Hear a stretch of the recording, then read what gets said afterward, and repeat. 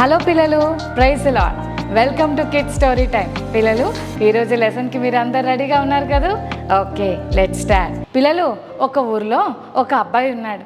అతని పేరు బంటి. బంటి వాళ్ళ ఇంట్లో ఒక చక్కటి పిల్లి ఉంది పిల్లలు. దాన్ని ప్రతిరోజు జాగ్రత్తగా పెంచుకుంటుండేవాడు. బంటి తన ఇంట్లో పెంచుకుంటున్న ఆ క్యాట్కి కిట్టి అని పేరు పెట్టాడు పిల్లలు. ఈ కిట్టి ప్రతిరోజు ఇల్లంతా తిరుగుతూ ఆడుకుంటుండేది. క్యాట్కి ఫేవరెట్ ఫుడ్ ఏంటి పిల్లలు? ర్యాటే కదా. అందుకని ఎప్పుడెప్పుడు ర్యాట్స్ దొరుకుతాయా, వాటిని పట్టుకొని తినేద్దామా అని చూస్తూ ఉంది పిల్లలు ఈ చిన్న కిట్టి. అయితే ఒకరోజు ఏం జరిగిందంటే, ర్యాట్ది ఒక చిన్న హౌస్ కనిపించింది దీనికి. ర్యాట్స్ అన్నీ అందులోకి వెళ్ళి ఉండటం చూసింది. అమ్మో, చాలా ర్యాట్స్ ఉన్నాయి, ఈరోజు నాకు ఫుల్ ఆకలిస్తుంది, ఎట్లయినా సరే ఈ ర్యాట్లన్నీ పట్టేసుకొని తినేసేయాలని చెప్పి ఆ డోర్ దగ్గర నిలబడి చూస్తూ ఉంది. కానీ పిల్లలు, లోపలున్న ఆ ర్యాట్స్ అన్నిటికీ అర్థమైపోయింది. వాటి ఫ్రెండ్స్ అందరికీ చెప్పుకున్నాయి, హే, ఎవరు బయటికి వెళ్ళకండి, బయట పెద్ద క్యాట్ మనందరి కోసం వెయిట్ చేస్తుంది, మీలో ఎవరైనా బయటికి వెళ్ళారా అంతే, ఇంకా పట్టేసుకొని తినేస్తుంది, సో బీ వెరీ కేర్ఫుల్, ఓకేనా అని వాళ్ళు మాట్లాడుకుంటున్నాయి. ఎంతసేపు పట్టుకుందామని ఆ డోర్ దగ్గరే నిద్రపోయింది, ఆ డోర్ దగ్గరే చూస్తూ ఉంది. ఒక్కటైనా దొరుకుతుందా, ఫాస్ట్గా వెళ్ళిపోయి క్యాచ్ పట్టేసుకొని తినేద్దాం అలా ట్రై చేస్తుంది పిల్లలు ఈ క్యాట్. కానీ ఒక్క ర్యాట్ కూడా బయటికి రాలే. అప్పుడు ఈ క్యాట్కి ఒక ఆలోచన వచ్చింది. సరే ఇంత ఈజీగా ఈ ర్యాట్స్ దొరకవేమో నాకు అర్థమైపోయింది, ఒక పని చేస్తాను. అదేంటంటే, నేను మెల్లగా వెళ్ళిపోయి ఒక సెల్ఫ్లో సైలెంట్గా పడుకొని ఉంటా. నేను పడుకున్న విషయం ఈ ర్యాట్స్ అన్నిటికీ తెలుస్తాయి కదా, అప్పుడు నేను చచ్చిపోయానని అనుకుంటాయి. కాబట్టి అప్పుడు నా దగ్గరకు వచ్చినా లేదా నా కళ్ళ ముందు తిరిగినా అప్పుడు పట్టేసుకుందాంలే అలా అనుకొని ఒక సెల్ఫ్లోకి వెళ్ళిపోయి అలా కళ్ళు మూసుకొని ఉంది పిల్లలు. ఎంతసేపటికి లెగకపోయేసరికి ఈ ర్యాట్స్ అన్నీ కూడా వాటి చిన్న హోల్లో నుంచి తొంగి చూస్తూ, హే ఒకసారి ఇట్రా, అదిగో క్యాట్ చూసావా ఎలా పడుకుందో, నిద్రపోతుందా లేకపోతే చచ్చిపోయిందా అని అన్నీ ఆలోచిస్తున్నాయి. అప్పుడు ఒక ఫ్రెండ్ అన్నాడు, పద మనం వెళ్ళి చూద్దామా, సైలెంట్గా వెళ్ళి పక్క నుంచి చూసొద్దామని చెప్పి ఒక ఫ్రెండ్ చెప్పేసరికి మరొక ర్యాట్ కలిసి మెల్లగా బయలుదేరే పిల్లలు. అలా వెళ్తూ కళ్ళు మూసుకున్న పిల్లి దగ్గరికి వెళ్ళి అలా చూస్తున్నాయి. ఈ క్యాట్ ఏమన్నా నిద్రపోతుందేమో, ఒక్కసారి టెస్ట్ చేద్దామని మెల్లగా వెళ్ళి చిన్న సౌండ్ చేశారు పిల్లలు. అయినా కదలట్లేదు. మెల్లగా పోయి టచ్ చేశాయి, అయినా కదలట్లేదు. అప్పుడు అనుకున్నాయి, బహుశా ఈ పిల్లి చచ్చిపోయింది అనుకుంటా, అందుకనే కదలట్లేదు. ఒకసారి దీన్ని చెవును కదిలిద్దామని ఒక ర్యాట్ దాని చెవును తీసుకొచ్చి పైకి లేపి చూసింది పిల్లలు. అయినా కదలట్లేదు. అంటే ఎంత కదిలించినా కదలకపోతే ఏమైపోయినట్టు పిల్లలు? ఎస్, చచ్చిపోయినట్టు కదా. అందుకని ఇవన్నీ అనుకున్నాయి, ఈరోజు మన క్యాటు చచ్చిపోయిందిరా, మనల్ని తినేవాళ్ళు ఈ ఇంట్లో ఎవ్వరూ లేరురా, మనల్ని అటాక్ చేయాలనుకుంది ఈ క్యాటు, కానీ ఇప్పుడు ఏమైపోయింది, అదే చచ్చిపోయింది, ఎంత గ్రేట్ కదా అనుకుంటూ క్యాట్ చుట్టూ పాటలు పాడుకుంటూ ర్యాట్స్ అన్నీ కూడా తిరుగుతూ ఉన్నాయి పిల్లలు. అప్పుడు సడన్గా క్యాట్ కళ్ళు తెరిచి క్యాచ్ పట్టేసి 3 ర్యాట్స్ని పట్టేసుకొని గబా తినేసింది పిల్లలు. మిగిలిన ర్యాట్స్ అన్నీ, అమ్మో ఎంత ఘోరంగా మోసపోయాం, ఇట్లా కూడా చేస్తాయి ఆ క్యాట్స్ అని పరిగెత్తండి రా అని మిగిలిన ర్యాట్స్ అన్నీ కూడా పరిగెత్తుకుంటూ వాళ్ళ ఇంట్లోకి దూరిపోయాయి పిల్లలు. అప్పుడు క్యాట్ అనుకుంది, వావ్, గుడ్ ఐడియా, భలేగా ట్రాప్ చేశాను కదా, ఎంత ఫూల్స్ అయిపోయాయి ఈ ర్యాట్స్ అని ఒకటే సంతోషపడింది పిల్లలు ఈ కిట్టి. కొన్ని రోజులైన తర్వాత మళ్ళీ మిగిలిన ర్యాట్స్ ఉన్నాయి కదా, వాటిని కూడా తినేయాలి అని అనుకుంది పిల్లలు. ఇంతకుముందు అయితే చచ్చిపోయినట్టు యాక్షన్ చేశా, ఇప్పుడు కూడా అలా చేస్తే వీటన్నిటికీ నేను చేస్తున్న యాక్షన్లు తెలిసిపోతాయి. ఈసారి నేను ఒక పని చేస్తా, అదేంటంటే నిద్రపోతున్నట్టు యాక్షన్ చేస్తా అని చెప్పి అలా కళ్ళు మూసుకుంది పిల్లలు. ఈ క్యాట్ కళ్ళు మూసుకునేసరికి, అయ్యో, ఇంతకుముందు మనం మోసపోయాం కానీ ఇప్పుడు చాలా సేపటి నుంచి చూస్తున్నా ఈ క్యాట్ కథలను కూడా కదులుతలేదు, అలాగే పడుంది, ఒకసారి కావాలంటే మీరు చూడండి అని చుట్టుపక్కల ఉన్న ఫ్రెండ్స్ అందరికీ ఒక ర్యాట్ చూపిస్తుంది పిల్లలు. అయితే అందరు కలిసి అనుకున్నారు, సరే సరే మనం ఫ్రీగా బయటికి వెళ్ళిపోయి ఫుడ్ తెచ్చుకొని తినేద్దాము, క్యాట్ ఎలాగో పడుకుంది కదా, అది మన జోలికి రాదులే, అది కళ్ళు తెరిసే లోపల మనం ఇలా వెళ్ళిపోయి అలా వచ్చేద్దాం అని ప్లాన్ వేసుకున్నాయి పిల్లలు. అయితే అందులో ఉన్న ఒక వైజ్ ర్యాట్ అనింది, జాగ్రత్త జాగ్రత్త, ఇంతకు ముందు ఈ క్యాటే మనల్ని మోసం చేసి మనలో ఉన్న 3 ఫ్రెండ్స్ని అది తినేసింది. మనల్ని పట్టుకోవడానికి ఆ క్యాట్ ఇలా యాక్షన్ చేస్తుందేమో, be very careful, it's better not to go out, ఈ టైంలో బయటికి వెళ్ళటం అంత సేఫ్ కాదు అని చెప్పింది పిల్లలు. ఈ ఆలోచన అందరూ తెలుసుకొని వెంటనే అనుకున్నారు, ఎస్ మన ఫ్రెండ్ చెప్పింది కరెక్టే, ఇంతకు ముందు మనం ఎలాగైతే ఫూల్స్ అయిపోయి ఆ క్యాట్ చేతుల్లో మన 3 ఫ్రెండ్స్ చిక్కుకుపోయారో మనం అలా అవ్వకూడదు, ఈ టైంలో మనం బయటికి వెళ్ళొద్దు అని అన్ని ర్యాట్స్ డిసైడ్ చేసుకొని లోపలే ఉండిపోయాయి.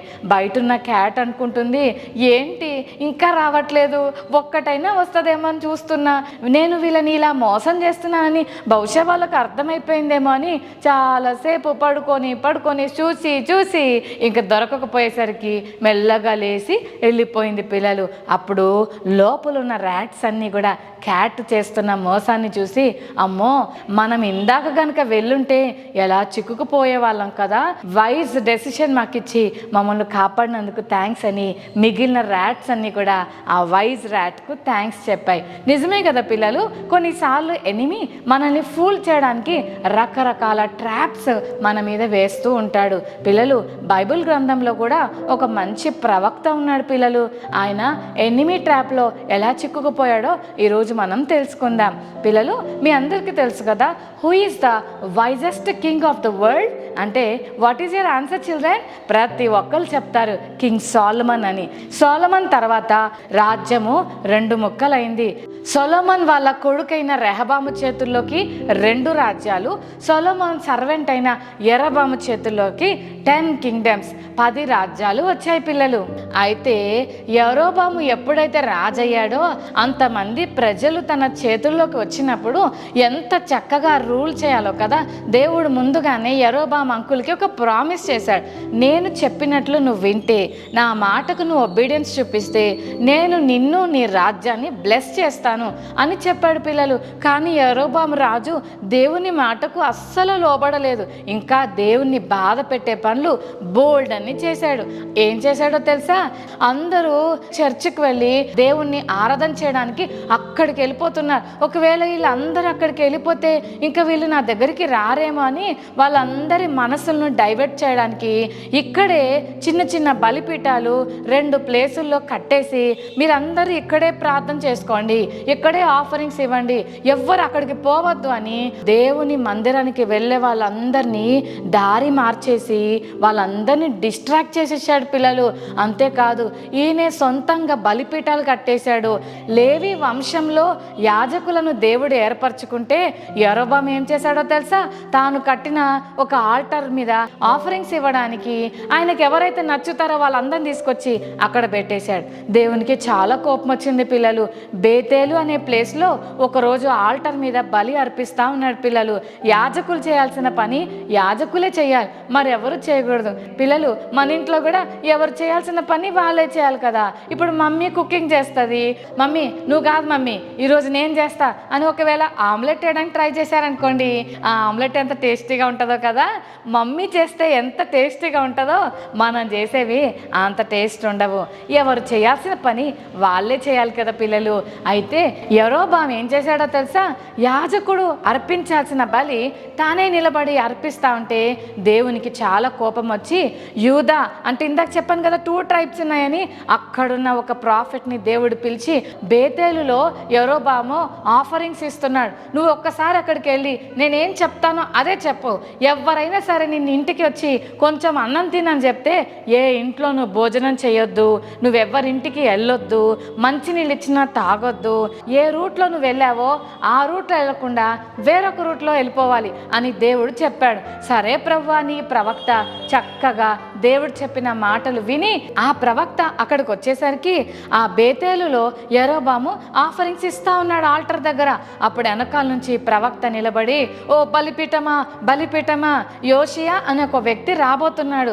ఆయన ఎప్పుడైతే కింగ్ అవుతాడో, ఎవరైతే నీకు ఆల్టర్లో ఆఫరింగ్స్ ఇస్తున్నారో ఆ ప్రీస్ట్లని నీ ఆల్టర్ మీద బలిగా ఇచ్చేస్తాడు అని ప్రాఫెసీ చెప్తున్నాడు. నువ్వెవరివయ్యా, ఏమేమో చెప్తున్నావు అని సీరియస్గా ఆ ప్రవక్తను చూస్తుంటే ప్రవక్త అన్నాడు, నేను చెప్పేది రాబోతున్న రోజుల్లో ఇది ఖచ్చితంగా జరుగుతుంది.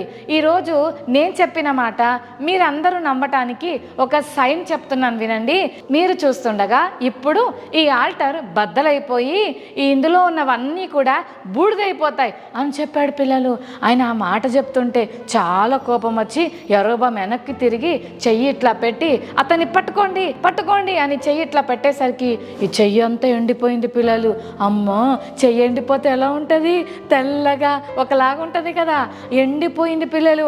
ఇక్కడ నుంచి కదలట్లేదు, ఇంకా అలా ఆగిపోయింది.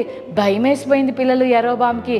వెంటనే ప్రవక్తకి చెప్తాడు, ప్లీజ్ ప్రవక్త నా కోసం ప్రేయర్ చేయవా, నా చెయ్యి మళ్ళీ మంచిగా అయిపోవాలి, ప్లీజ్ చేయవా అని అడిగితే పిల్లలు, మనల్ని ఎవరన్నా తిట్టారనుకో, ఆ తర్వాత మనల్ని అరే ప్లీజ్ రా నాకు కొంచెం హెల్ప్ చేయంటే చేస్తారా? మమ్మీ మనల్ని తిట్టిందనుకో, నీకు అసలు బుద్ధి లేదు, నువ్వు చెప్పిన మాట వినట్లేదు, పెద్ద లేజీ ఫెలో అయిపోతున్నా అని చెప్పి, నాన్న కొంచెం వాటర్ దే అని అంటే, నేను తేను, నన్ను ఎందుకు తిట్టావు, నన్ను తిట్టావు కదా, నేను అస్సలు తేను అని అలిగి కూర్చుంటారు కదా. చూడండి ఈ ప్రవక్త ఎంత మంచి మనసు కలిగిన ప్రవక్త. యెరోబాము నా కోసం ప్రేయర్ చేయనంగానే, ప్రవ్వా క్షమించు ప్రవ్వా అని ప్రేయర్ చేశాడు పిల్లలు. యెరోబాము కోసం ప్రార్థన చేసిన వెంటనే అతని చెయ్యి మంచిగా అయిపోయింది. అప్పుడు యెరోబాము అన్నాడు, మా ఇంటికి రావా ప్రవక్త, నేను నీకు మంచి భోజనం పెట్టి మంచి గిఫ్ట్ ఇస్తాను నీకు, ప్లీజ్ రావా అంటే ఆయన ఏం ఆలోచించాడో తెలుసా పిల్లలు, రావా అని ప్లీజ్ ప్రవక్త మా ఇంటికి రండి అని యెరోబాము ఆ ప్రవక్తను పిలుస్తున్నాడు పిల్లలు. మీకు గుర్తుందా, బయలుదేరే ముందే దేవుడు ఏం చెప్పాడు, వెళ్ళమన్నాడా వెళ్ళొద్దన్నాడా? వెరీ గుడ్, అస్సలు వెళ్ళొద్దన్నాడు కదా. అందుకే ఈ ప్రవక్త అన్నాడు, నీ ఇంటిలో నువ్వు సగం ఇచ్చినా కూడా నేను రాను, నేను అస్సలు రాను, ఎందుకంటే నా దేవుడు చెప్పాడు ఎవరింటికి వెళ్ళొద్దు, భోజనం కూడా చేయొద్దు, నేరుగా వేరే దారిలో వచ్చేసే అని చెప్పాడు. నేను వెళ్ళిపోతున్నానని బయలుదేరి వెళ్ళిపోయాడు పిల్లలు. ఆ ఊర్లో మరొక ప్రవక్త ఉన్నాడు పిల్లలు. ఆ ప్రవక్త పిల్లలు చెప్తున్నారు, డాడీ యెరోబాము రాజు బలర్పిస్తుంటే ఓ ప్రవక్త వచ్చి మాట్లాడితే ఆయన చెయ్యి ఎండిపోయింది తెలుసా డాడీ, అందరూ అదే మాట్లాడుకుంటున్నారు అనేసరికి, అవునా ఎవరు వచ్చారు అంటే, యూదా దేశం నుంచి ఒక ప్రాఫిట్ వచ్చాడు డాడీ. అవునా, అరే అర్జెంటుగా నా గాడిదకు గంతలు కట్టండి, నేను వెళ్ళి ఆయన చూసొస్తాను అని చెప్పి గాడిదకు గంత కట్టించుకొని బయలుదేరి వెళ్ళిపోయాడు పిల్లలు. అలా వెళ్తూ ఎవరా ప్రవక్త, ఎక్కడున్నాడు, ఎలాగైనా సరే అతనితో మాట్లాడాలి అని చెప్పి ఎత్తుకుతా ఉంటే ప్రవక్త అలసిపోయి చెట్టు కింద అలా కూర్చొని ఉన్నాడు పిల్లలు.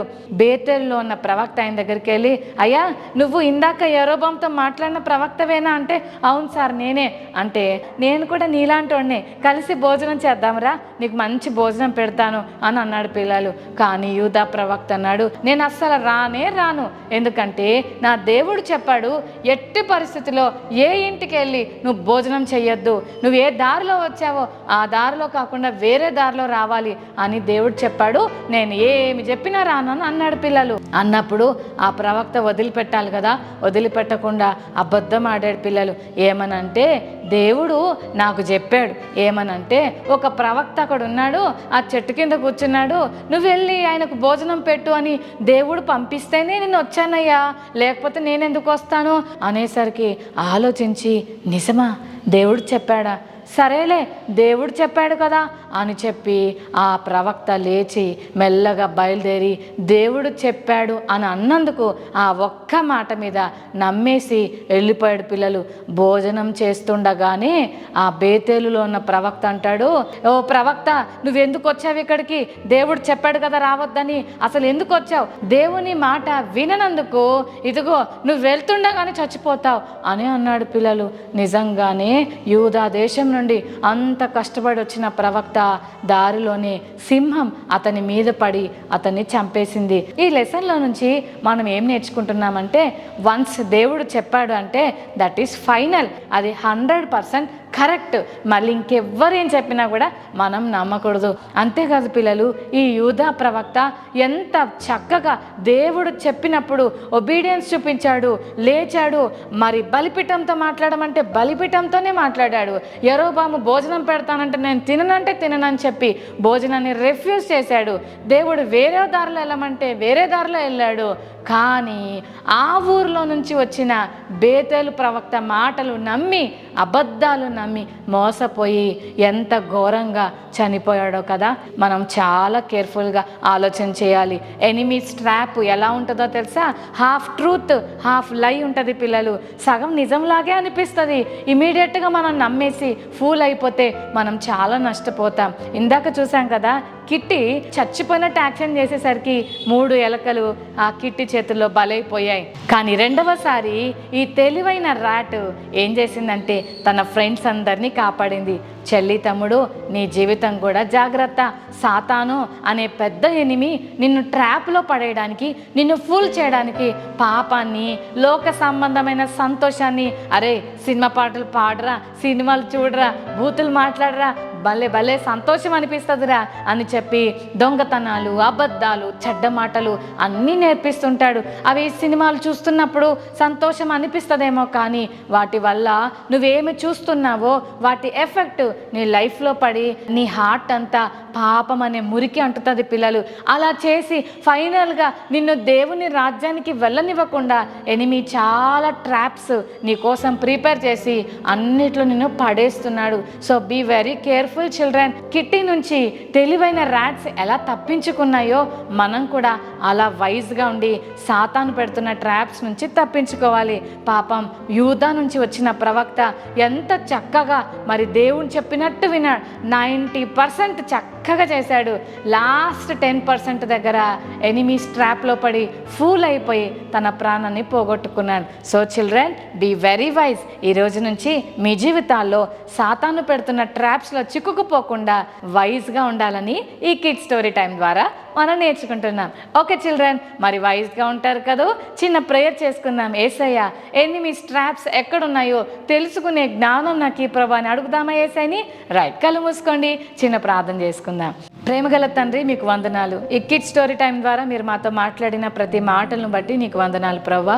ఈ లోకంలో ఎనిమి ఎన్నో రకాల ట్రాప్స్ వేసి మమ్మల్ని పరిశుద్ధంగా ఉండకుండా పాపంలో పడేయడానికి ఎనిమి చేస్తున్న ప్రతి ప్లాన్స్ని వైజ్గా పసిగట్టే జ్ఞానం ఈ కిడ్ స్టోరీ టైం చూస్తున్న ప్రతి చెల్లి తమ్ముడుకు అనుగ్రహించమని వందనాలు చెల్లిస్తూ మమ్మల్ని అందరినీ బ్లెస్ చేయమని కోరుకుంటూ యేసు నామమున వేడుకొని ప్రార్థిస్తున్నాం తండ్రి, ఆమేన్.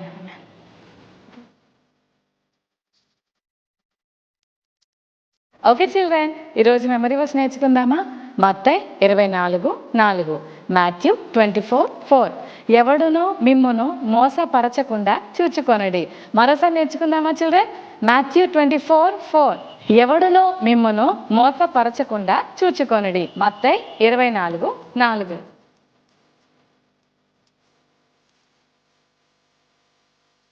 కిట్టి మొదటి ట్రాప్లో ఎన్ని ఎలుకలు బలైపోయాయి? రెండవసారి కిట్టి చేసిన ట్రాప్ను ఎవరు పసిగట్టారు? యూదా నుంచి వచ్చిన ప్రవక్త చెప్పిన మాటలు నిజం అనటానికి ఏ సూచన చెప్పాడు? బలిపీఠం దగ్గర ఆఫరింగ్ ఇస్తున్నప్పుడు యరొబాము అంకుల్కి ఏం జరిగింది?